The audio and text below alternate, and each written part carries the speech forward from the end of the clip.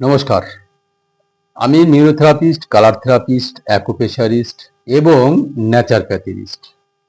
তো আজকে আপনাদের সঙ্গে আমি কথা বলবো মানুষের লিভার সম্পর্কে। মানে আমাদের যেতগুলো অর্গান রয়েছে, এই অর্গানের মধ্যে আমি বলবো যে লিভার। এই লিভার এমন একটা অর্গান যে হিউম্যান বডির মধ্যে সবচাইতে বড় অঙ্গ, सबसे बड़ा अंग है लीवर।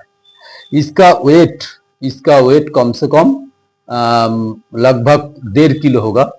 तो ये लीवर का हम लोग को पहले जानता था जो 500 से 700 प्रकार, 500 থেকে 700 রকম কেমিক্যাল কেমিক্যাল তৈরি করে।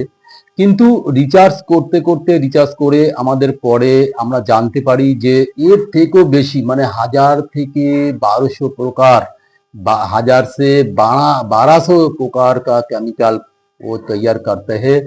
और इसका इतना इसका सारे ऑर्गन का सबसे ये बड़ा अंग है। जितना ऑर्गन है सबसे बड़ा है यही है।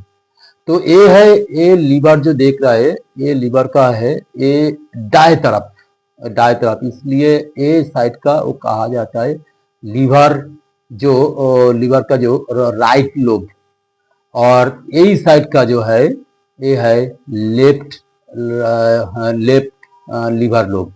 तो ये इसका इसका सबसे काम ज्यादा है। जितना अंग अंग देख रहा है, ऑर्गन देख रहा है, सबसे ज्यादा काम है लीवर का, क्या लीवर ही है। तो किसी को ये लीवर सिकुड़ जाता है तो उस टाइम वो कहा जाता है जो लीवर सिरोसिस। किसी का लीवर बड़ा हो जाता है, मतलब जितना होना चाहिए মানে যতটুকু হওয়া দরকার তার থেকে যখন বড় হয়ে যায় তখন বলে এনলার্জ লিভার। তো কারোর লিভার বড় হয়ে যায়। এবং ফ্যাটি, যেটাকে বলে ফ্যাটি লিভার, লিভার ফ্যাটিও হয়ে যায়। তার মানে এই যে লিভার দেখছেন, এই লিভারের ওপর থেকে ফ্যাট জমে যায়। তো যখনই এই লিভার থেকে ফ্যাট জমে তখন যে বাইল জুস এটা বের করতে না পারলেই তখন কি হয় যে গল ব্লাডার, এই গল ব্লাডার মানে এটা যেটা গল ব্লাডার যে যে কাজগুলো সেগুলো কমে যায়, পুরোটাই কমে যায়। তখন গ্যাসের সৃষ্টি হয়, প্রচুর পরিমাণে গ্যাস হয়। তো ডাক্তাররা এবং তারা দেখেন যে যখনই গ্যাসের সমস্যা হয় তারা তো প্রথমে জিজ্ঞেস করে যে আপনার কি লিভারে কোনো ফ্যাট জমেছে কিনা। এর জন্য তারা রিপোর্ট করতে দেন, যে রিপোর্ট করান। তো এই জন্য ফ্যাট জমে গেলেও তাদের সমস্যা।